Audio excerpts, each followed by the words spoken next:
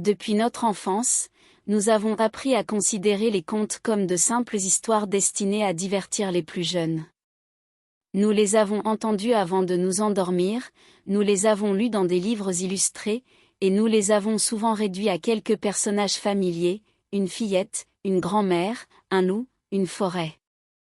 Pourtant, cette apparente simplicité cache une profondeur que beaucoup ignorent.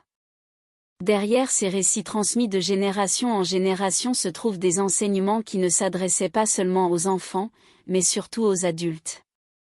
Pendant des siècles, les contes ont circulé bien avant d'être écrits. Ils étaient racontés au coin du feu, dans les villages, au cœur des familles. Chaque histoire portait une sagesse, une mise en garde, une réflexion sur la condition humaine. Les images étaient simples, mais leur signification était immense. Les anciens savaient qu'une vérité profonde se retient plus facilement lorsqu'elle prend la forme d'un récit plutôt que d'un discours. Le Petit Chaperon Rouge est sans doute l'un des contes les plus célèbres au monde. Nous croyons tous le connaître. Nous nous souvenons de cette petite fille vêtue de rouge qui traverse une forêt pour rendre visite à sa grand-mère. Nous nous rappelons le loup, la maison isolée, les célèbres questions adressées à la fausse grand-mère, puis le dénouement. Mais si cette histoire avait traversé les siècles uniquement pour apprendre aux enfants à se méfier des inconnus, aurait-elle vraiment conservé une telle puissance? Pourquoi continue-t-elle de nous toucher, même à l'âge adulte? Pourquoi revient-elle sans cesse dans notre imaginaire collectif? Peut-être parce que ce conte ne parle pas d'une forêt extérieure, mais d'un paysage que chacun porte en lui. Peut-être que le loup ne désigne pas seulement un animal sauvage. Peut-être que le chemin n'est pas simplement un sentier de campagne. Et si la grand-mère, la maison, les fleurs et même le célèbre chaperon rouge étaient autant de symboles qui décrivent notre propre voyage intérieur? Depuis toujours, les grandes traditions spirituelles utilisent les symboles pour transmettre ce qui ne peut être expliqué par de simples concepts. Les paraboles de Jésus, les récits des sages, les mythes antiques ou encore les enseignements des mystiques suivent tous cette même logique. Ils ne cherchent pas seulement à informer l'intelligence, ils invitent la conscience à s'éveiller. Les contes appartiennent à cette même famille. Ils parlent un langage universel, celui des images qui traversent le temps et les cultures. Dans cette vidéo, nous n'allons donc pas chercher à retrouver la version la plus ancienne du Petit Chaperon Rouge, ni à comparer les différentes variantes du conte. Notre démarche sera différente. Nous allons entrer dans cette histoire comme on entre dans un sanctuaire, avec la conviction que chacun de ces éléments possède un sens caché. Nous découvrirons que la forêt peut représenter les épreuves de la vie, que le loup peut prendre le visage de nos peurs, de nos illusions ou de notre ego, et que le petit chaperon rouge pourrait bien symboliser cette part innocente de nous-mêmes qui cherche encore son chemin. Car il est possible que cette histoire ne raconte pas seulement l'aventure d'une enfant. Il est possible qu'elle raconte, depuis toujours, l'histoire de chacun de nous. Et si tel est le cas, alors ce conte que nous pensions connaître depuis notre enfance n'a peut-être pas encore révélé son véritable secret. Avant de chercher à comprendre les symboles du Petit Chaperon Rouge, il est important de revenir au récit lui-même. Non pas pour l'analyser comme un simple conte populaire, mais pour l'observer avec un regard neuf.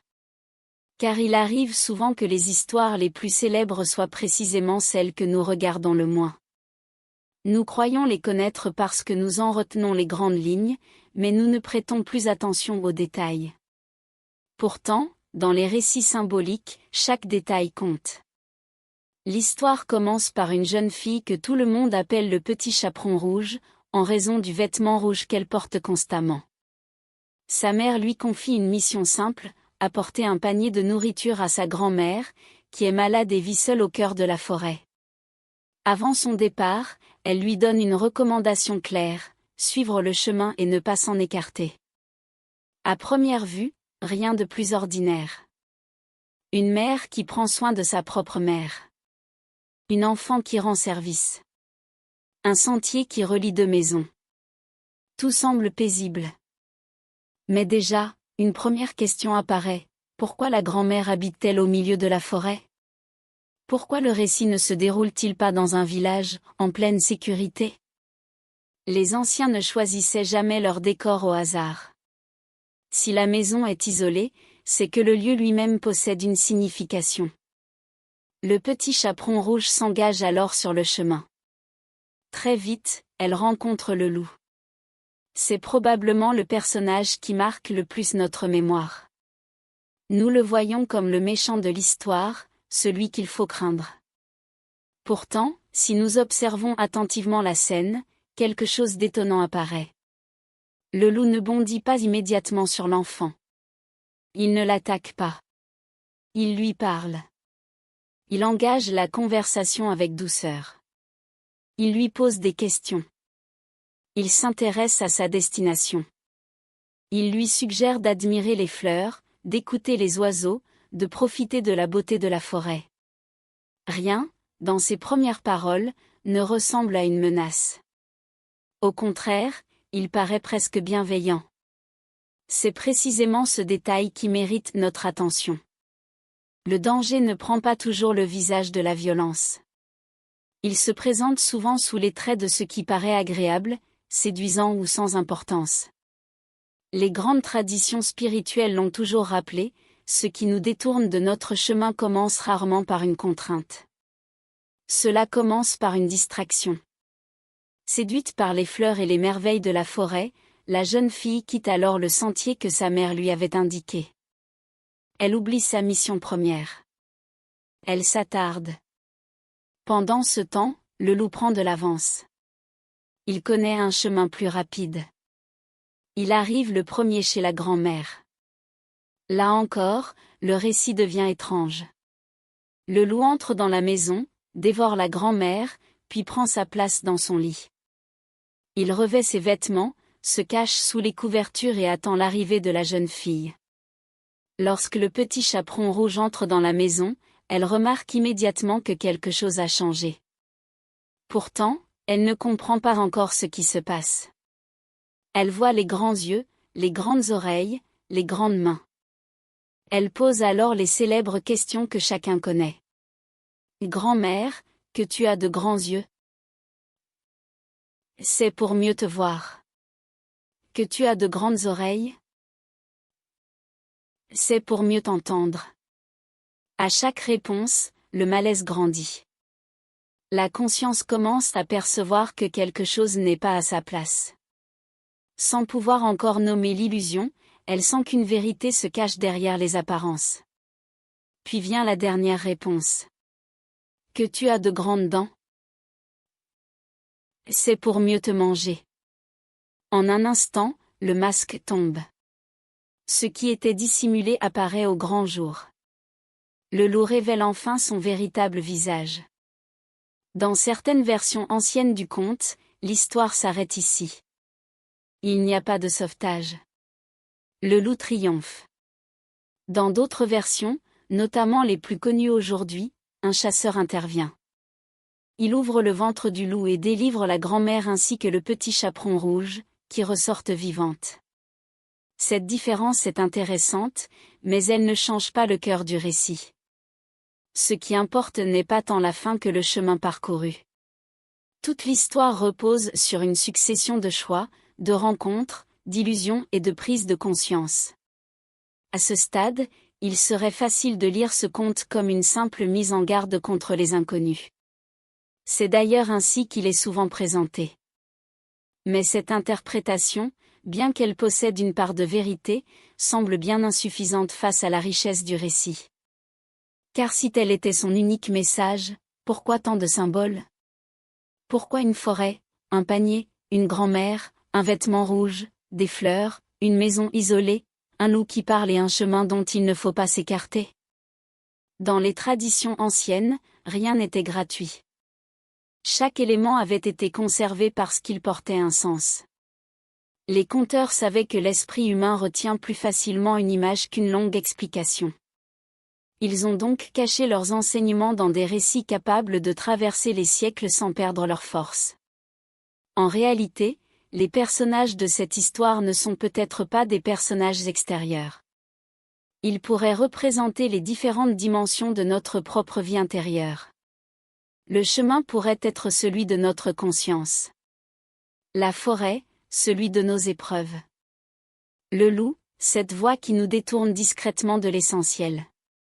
Quant à la grand-mère, elle pourrait bien incarner une sagesse oubliée que nous portons tous au plus profond de nous. À partir de maintenant, nous allons donc laisser de côté la lecture littérale du conte. Nous allons entrer dans le langage des symboles, celui que les mystiques, les sages et les grandes traditions spirituelles utilisent depuis des millénaires pour parler de la transformation de l'être humain. Car il est possible que cette vieille histoire, que nous pensions connaître depuis toujours, décrive en réalité le voyage intérieur que chacun de nous est appelé à accomplir.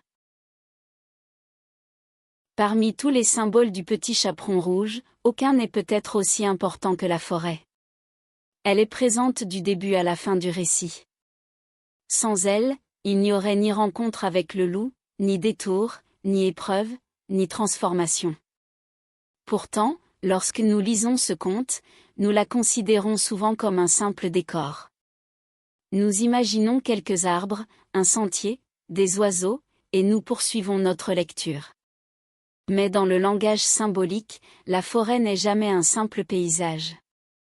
Elle représente un espace intérieur où l'être humain est appelé à se découvrir lui-même. Depuis les origines de l'humanité, les forêts ont inspiré à la fois la fascination et la crainte. Elles étaient immenses, mystérieuses, parfois impénétrables. On pouvait facilement s'y perdre. Les chemins disparaissaient. Les repères s'effaçaient.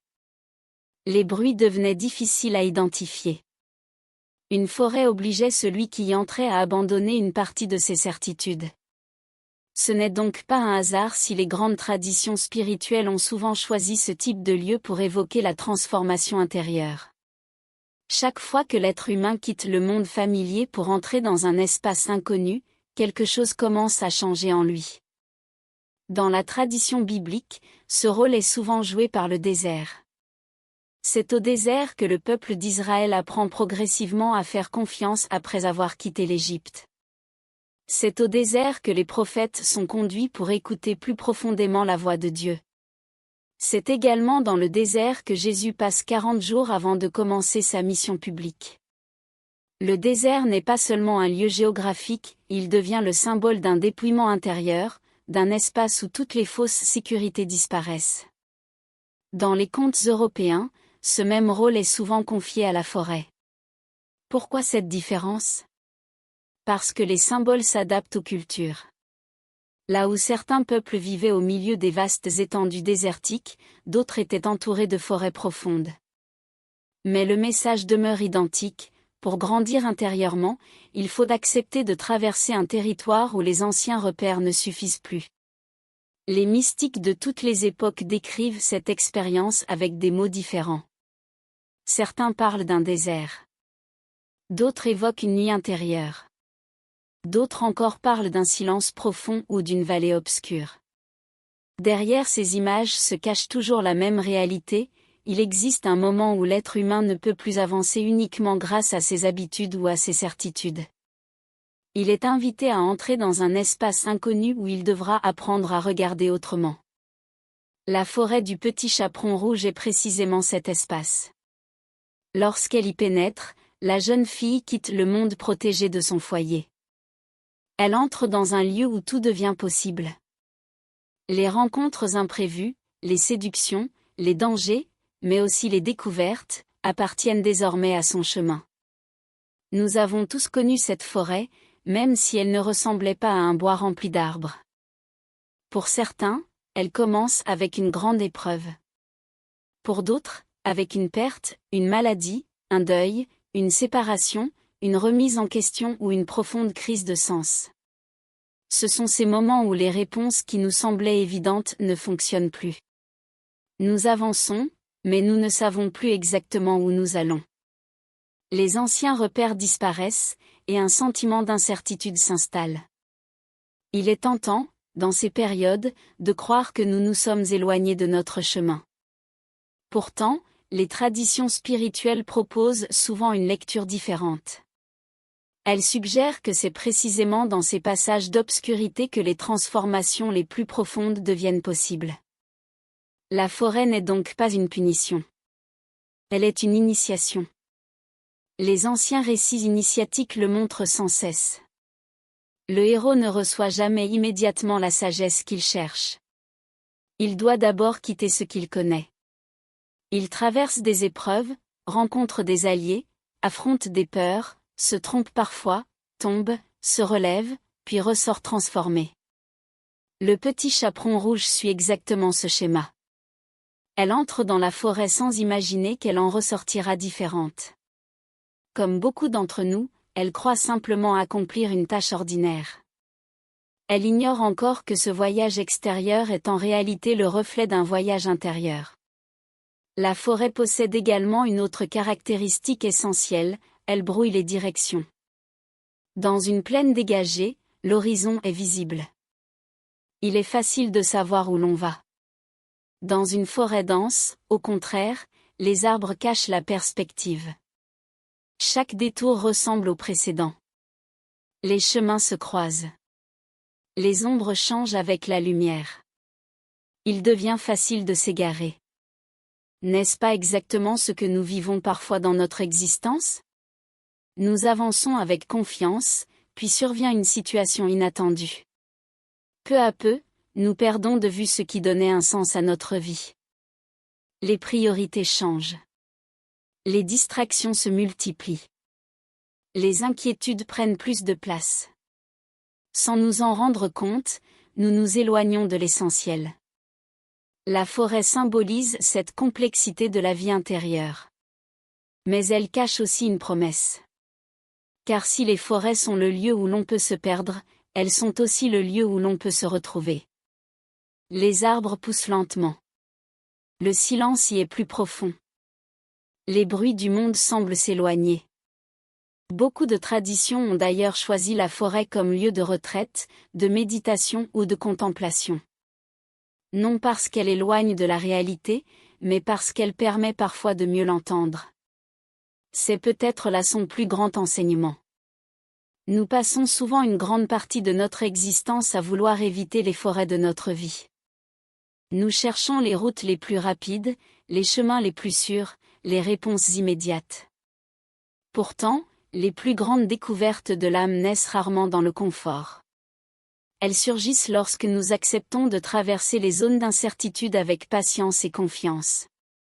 Dans le petit chaperon rouge, la forêt n'est donc pas seulement le lieu où apparaît le loup. Elle est le théâtre de toute la transformation. Sans elle, la jeune fille resterait la même. Sans elle, rien ne serait révélé. C'est dans cet espace mystérieux que les apparences commencent à tomber et que la conscience est peu à peu appelée à grandir. Et c'est précisément au cœur de cette forêt, lorsque la vigilance s'endort et que le regard se laisse séduire par ce qui semble le plus inoffensif, qu'apparaît celui qui connaît parfaitement les chemins de nos illusions, le loup. Lorsque nous pensons au petit chaperon rouge, le premier personnage qui nous vient souvent à l'esprit est le loup. Depuis notre enfance, nous avons appris à le considérer comme le méchant de l'histoire, l'incarnation du danger, celui qu'il faut fuir.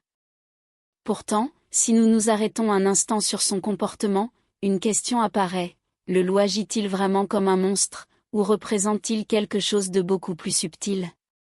Car ce qui frappe dans ce conte, ce n'est pas sa force, mais son intelligence. Il ne surgit pas dans un accès de violence. Il ne poursuit pas le petit chaperon rouge à travers la forêt. Il ne l'oblige à rien. Il commence simplement par observer, écouter et parler. C'est là que réside toute la profondeur du symbole. Le véritable danger n'est pas toujours ce qui nous attaque de front. Bien souvent, il prend la forme d'une voix intérieure qui semble raisonnable, séduisante, presque bienveillante. Il ne détruit pas immédiatement, il détourne progressivement. Il ne nous arrache pas à notre chemin, il nous invite simplement à regarder ailleurs. Dans cette perspective, le loup devient une image de ce que de nombreuses traditions spirituelles appellent l'ego.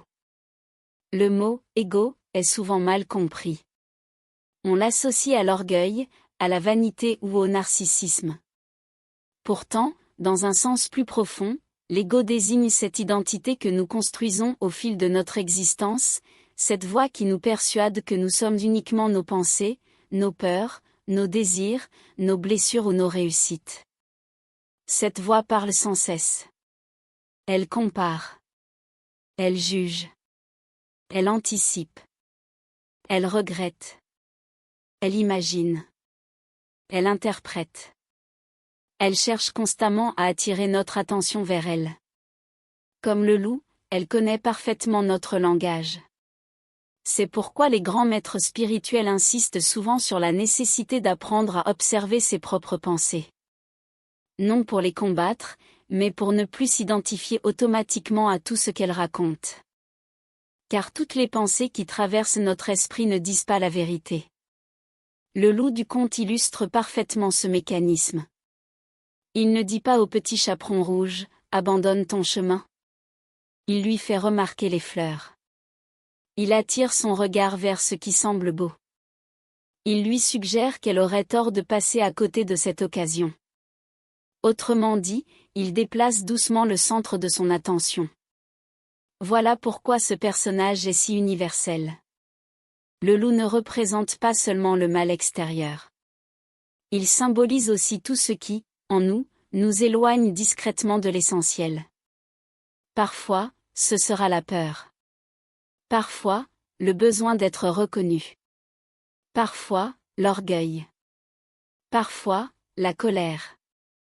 Parfois, l'envie. Parfois, la culpabilité.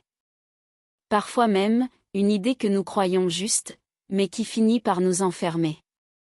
L'ego ne possède pas un seul visage. Il en adopte des milliers. Les traditions spirituelles utilisent des images différentes pour exprimer cette même réalité. Dans le livre de la Genèse, le serpent ne contraint pas Ève. Il dialogue avec elle. Il introduit le doute. Il modifie peu à peu sa manière de voir les choses.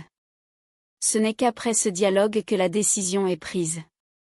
De la même manière, dans les évangiles, lorsque Jésus est tenté au désert, les tentations ne prennent pas la forme d'une agression physique.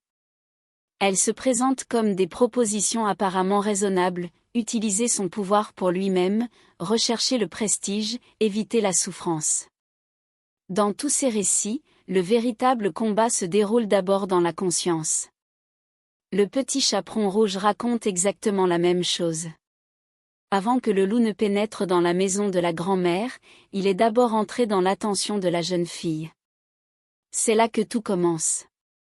Les mystiques l'ont souvent exprimé avec une remarquable simplicité, ce qui gouverne notre attention finit par orienter notre vie.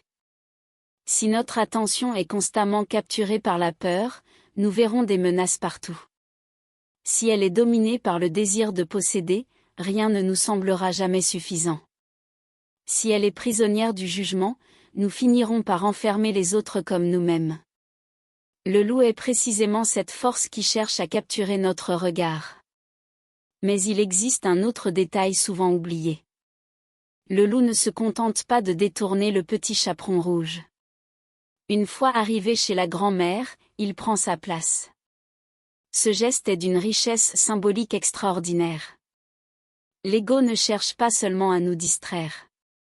Il cherche à parler avec la voix de notre être profond. Combien de fois croyons-nous suivre notre intuition alors que nous suivons simplement nos peurs ? Combien de fois pensons-nous agir par amour alors que nous cherchons surtout à être rassurés ? Combien de fois confondons-nous la sagesse avec nos habitudes, ou la vérité avec ce que nous avons toujours cru ? Le loup revêt les vêtements de la grand-mère parce que l'illusion la plus dangereuse est celle qui ressemble à la vérité. Les anciens connaissaient parfaitement ce mécanisme. Ils savaient que l'être humain ne se perd pas uniquement parce qu'il choisit le mal. Il se perd souvent parce qu'il confond l'apparence et la réalité. C'est pourquoi les traditions parlent si souvent du discernement. Le discernement n'est pas la méfiance permanente. Ce n'est pas non plus le fait de soupçonner tout le monde. Le discernement est cette capacité intérieure qui apprend progressivement à reconnaître ce qui conduit vers plus de paix, de vérité et de liberté, et ce qui, au contraire, enferme la conscience dans l'agitation, la peur ou l'illusion. Cette capacité ne s'acquiert pas en un jour. Elle grandit à travers l'expérience. Elle se forme précisément en traversant les forêts de notre existence, en rencontrant nos propres loups, en découvrant peu à peu leurs ruses et leurs déguisements. Car la vérité est peut-être plus dérangeante que le conte lui-même. Le loup n'habite pas seulement les forêts. Il peut se cacher dans nos pensées les plus familières. Il peut parler avec notre propre voix. Il peut porter les vêtements de nos certitudes. Et c'est justement parce qu'il ressemble parfois à ce que nous croyons être que le chemin vers une conscience plus profonde demande autant de vigilance, d'humilité et de lumière. Mais si le loup représente cette force capable de détourner notre attention et de se faire passer pour la vérité, une autre question demeure, qui est donc cette jeune fille qui accepte de l'écouter? Pourquoi est-elle si facilement séduite par ses paroles? Pour le comprendre, il nous faut maintenant nous tourner vers celle qui donne son nom au conte, le petit chaperon rouge lui-même. Après avoir contemplé la forêt comme le symbole du monde intérieur, puis le loup comme l'image de cette voix qui cherche à détourner notre attention, il nous reste à découvrir le personnage central du conte, le petit chaperon rouge lui-même. À première vue, elle semble être une simple enfant. Elle obéit à sa mère, porte un panier, traverse la forêt et commet l'erreur de faire confiance au loup. Nous pourrions conclure qu'elle est seulement naïve. Pourtant, si nous regardons le récit comme une parabole de la vie intérieure, son innocence prend une toute autre signification.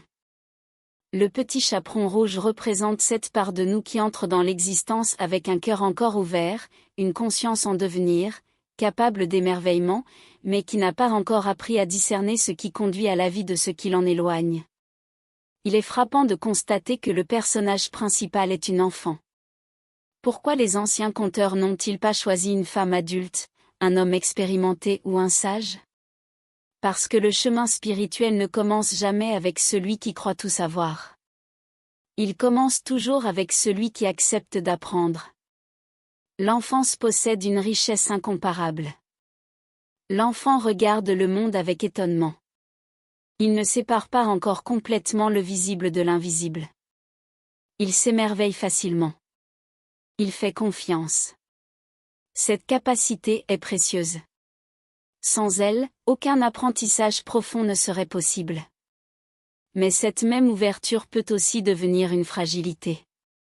Celui qui n'a pas encore développé le discernement peut facilement être séduit par ce qui brille, par ce qui promet, par ce qui semble agréable sur le moment. Le petit chaperon rouge ne manque pas de bonté. Elle ne manque pas d'amour. Elle ne manque pas de générosité.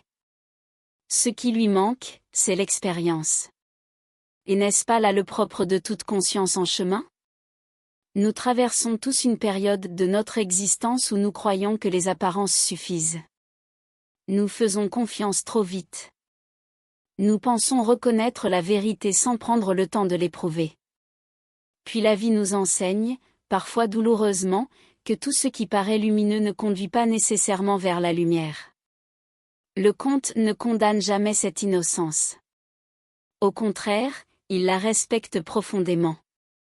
Car sans innocence, il n'y aurait ni confiance, ni amour, ni capacité de s'émerveiller. Le véritable problème n'est donc pas l'innocence elle-même. Le problème apparaît lorsqu'elle n'est pas encore unie à la sagesse. C'est peut-être pour cette raison que le personnage porte un chaperon rouge. Depuis des siècles, cette couleur intrigue les interprètes. Le rouge est la couleur du sang. Il est la couleur de la vie qui circule. Il évoque la chaleur, le cœur, la vitalité, mais aussi la passion et l'élan intérieur. Dans de nombreuses traditions, le rouge symbolise une énergie puissante, capable aussi bien de nourrir la vie que de devenir incontrôlable lorsqu'elle n'est pas orientée. Le petit chaperon rouge porte cette couleur parce qu'elle représente une conscience vivante. Elle possède en elle une immense force de vie. Mais cette force n'a pas encore trouvé sa pleine direction. Elle avance avec sincérité, sans toujours mesurer les conséquences de ses choix. C'est pourquoi la scène des fleurs est si importante. Le loup ne lui propose ni richesse ni pouvoir. Il attire simplement son regard vers la beauté des fleurs. À première vue, il pourrait sembler étrange de voir les fleurs devenir un symbole de distraction. Après tout, les fleurs sont belles. Elles font partie de la création. Elles évoquent souvent la beauté, la fragilité et même la présence du divin. Le conte ne dit pourtant pas que les fleurs sont mauvaises. Il montre autre chose. Même une chose belle peut nous détourner de l'essentiel si nous perdons de vue la mission qui nous a été confiée. Toute la subtilité est là. Le problème n'est pas la beauté des fleurs. Le problème est l'oubli du chemin. Dans notre propre existence, les fleurs prennent mille formes. Ce peut être une ambition qui finit par occuper toute notre vie. Une réussite qui nourrit peu à peu notre orgueil.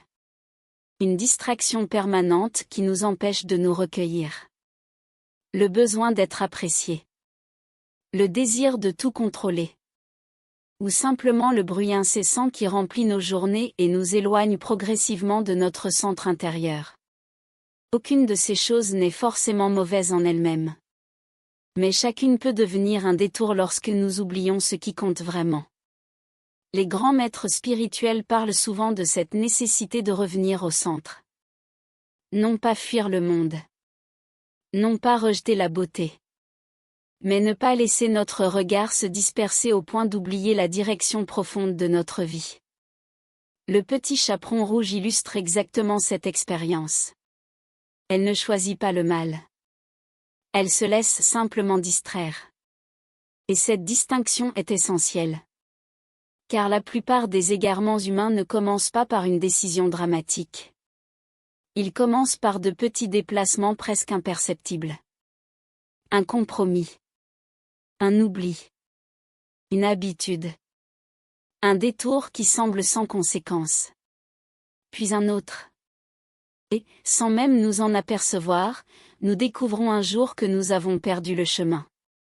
Pourtant, le conte porte déjà une immense espérance. Car cette jeune fille n'est pas définie par son erreur. Elle est définie par son voyage. Les traditions initiatiques nous rappellent que l'être humain n'apprend pas uniquement par les réussites. Il apprend aussi à travers ses égarements. Chaque illusion reconnue devient une source de discernement. Chaque erreur assumée peut devenir le commencement d'une conscience plus profonde. Il existe une innocence qui ignore encore les pièges de la vie. Et il existe une innocence transformée, celle qui renaît après avoir traversé les épreuves sans perdre la simplicité du cœur.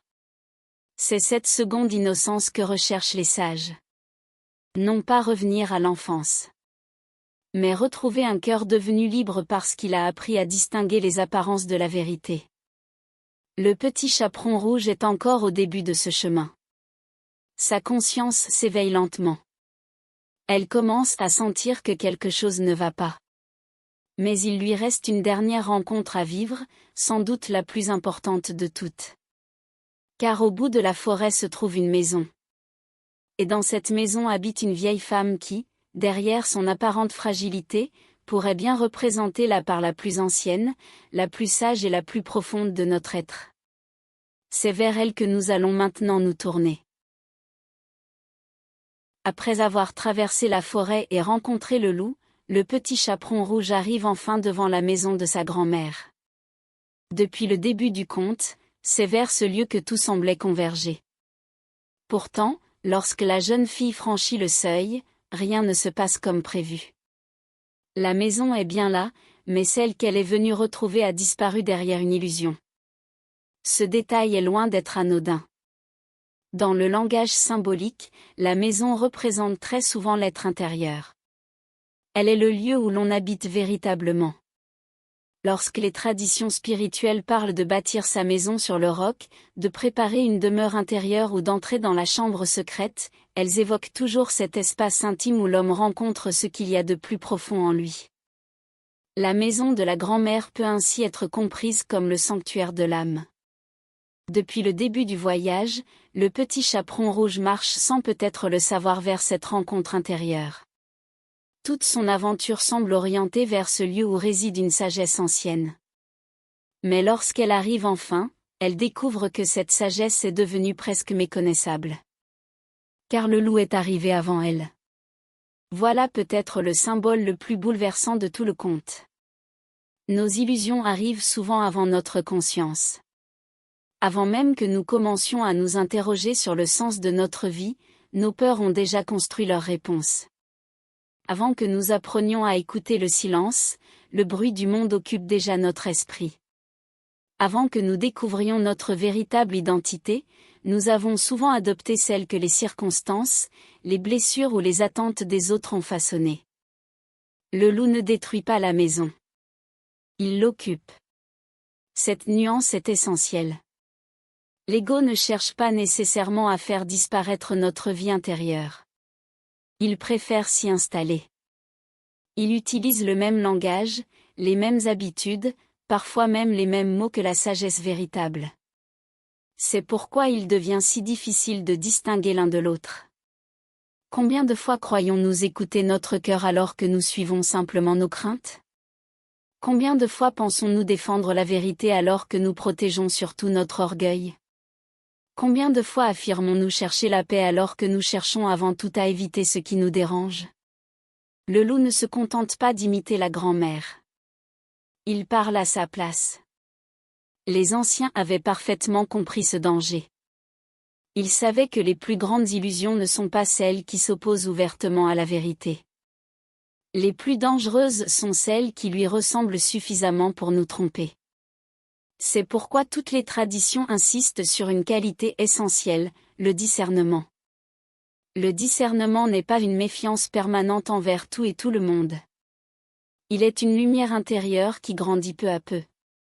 Il permet de reconnaître ce qui apporte davantage de paix, d'humilité, de liberté et d'amour, et ce qui, malgré une apparence séduisante, finit par enfermer le cœur. C'est alors que survient la scène la plus célèbre du conte. Le petit chaperon rouge s'approche du lit. Elle regarde celle qu'elle croit être sa grand-mère. Puis elle commence à poser des questions. « Grand-mère, que tu as de grands yeux ?» Ces mots sont souvent appris par cœur dès l'enfance. Pourtant, ils décrivent un mouvement intérieur d'une immense profondeur. Pour la première fois depuis son entrée dans la forêt, la jeune fille observe vraiment. Jusqu'ici, elle s'était laissée porter par les événements. Elle avait écouté le loup. Elle avait cueilli des fleurs. Elle avait poursuivi son chemin sans remettre les apparences en question. À présent, quelque chose change. Elle regarde. Puis elle regarde encore. Chaque question marque une étape supplémentaire de son éveil. Les grands yeux. Les grandes oreilles. Les grandes mains. Autrement dit, la conscience commence à voir ce qu'elle ne voyait pas auparavant. L'éveil spirituel commence rarement par une grande révélation spectaculaire. Il commence souvent par une série de questions. Pourquoi est-ce que je réagis toujours de cette manière? Pourquoi cette peur revient-elle sans cesse? Pourquoi cette réussite ne m'apporte-t-elle pas la paix que j'espérais? Pourquoi ai-je le sentiment d'être éloigné de moi-même? Les questions ouvrent des portes que les certitudes maintiennent fermées. C'est précisément ce que fait le petit chaperon rouge. Elle ne comprend pas encore toute la vérité. Mais elle cesse enfin de croire aveuglément aux apparences. Et cette étape est décisive.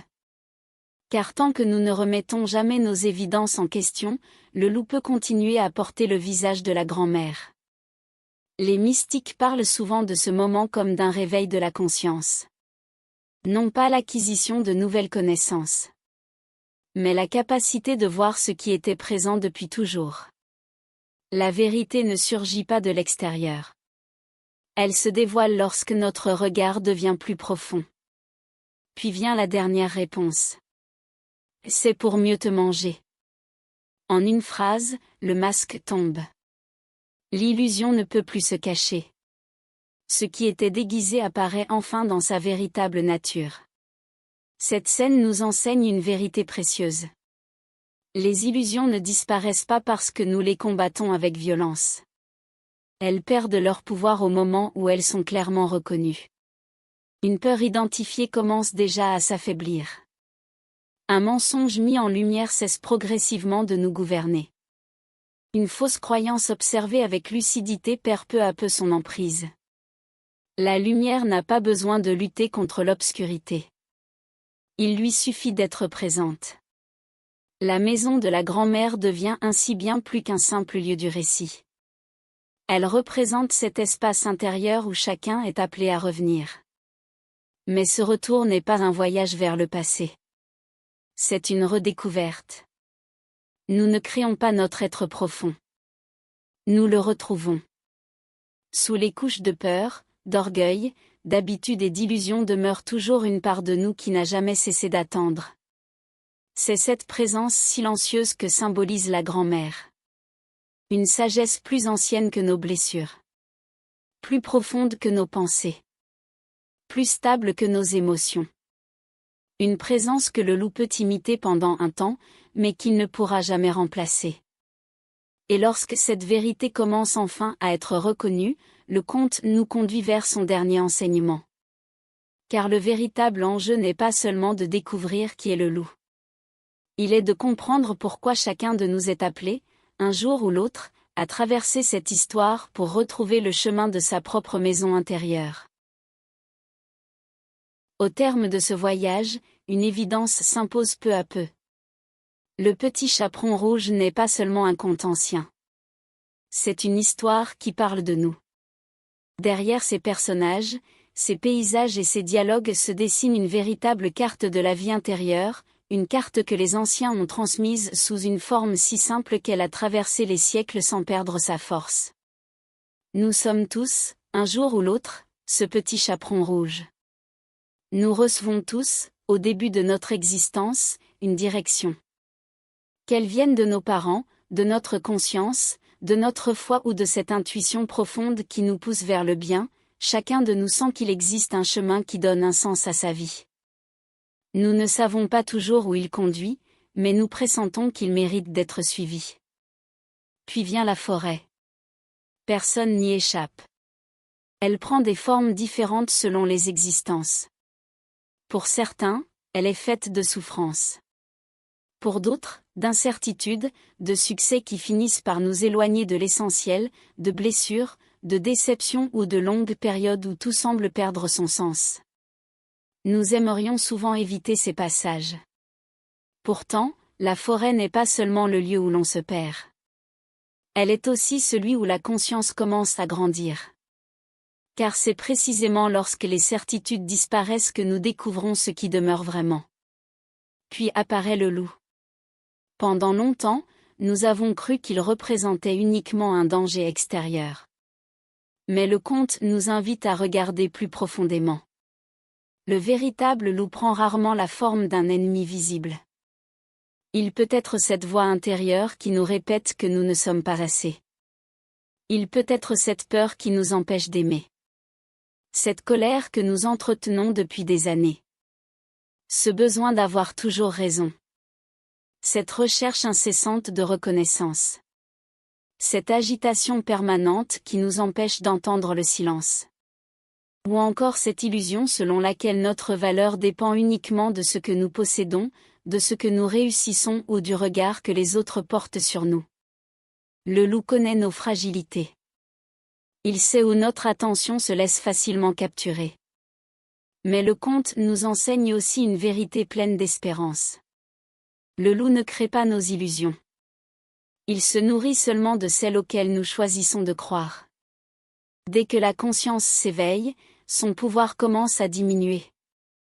Voilà pourquoi le petit chaperon rouge ne retrouve pas immédiatement son chemin. Elle doit d'abord apprendre à regarder. Les grandes questions qu'elle pose à la fausse grand-mère ne sont pas seulement les paroles les plus célèbres du conte. Elles symbolisent le commencement du discernement. Voir. Observer. Interroger. Ne plus accepter les apparences sans les examiner. N'est-ce pas là le début de toute vie spirituelle?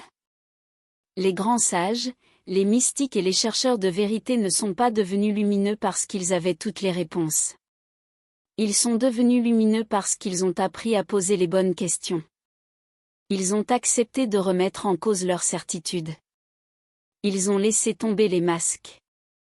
Ils ont découvert que la vérité ne s'impose jamais par la force. Elle se révèle à celui qui accepte de regarder avec un cœur sincère.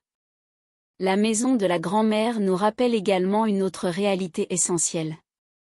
Nous passons souvent notre vie à chercher ce qui nous manque. Nous cherchons le bonheur dans les possessions, la paix dans les circonstances, la sécurité dans les réussites. Pourtant, les traditions spirituelles affirment presque toutes la même chose, ce que nous cherchons se trouve déjà plus près de nous que nous ne l'imaginons.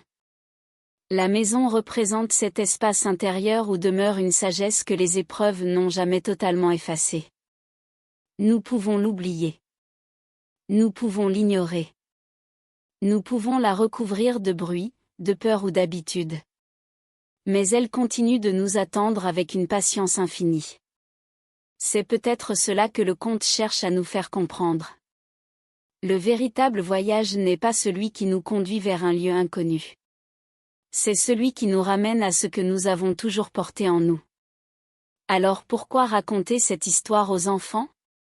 Peut-être parce que les enfants comprennent naturellement le langage des symboles. Ils n'ont pas encore appris à tout réduire à des explications rationnelles. Ils savent instinctivement que les forêts peuvent représenter des peurs, que les loups parlent parfois comme des humains et que les maisons cachent autre chose que des murs.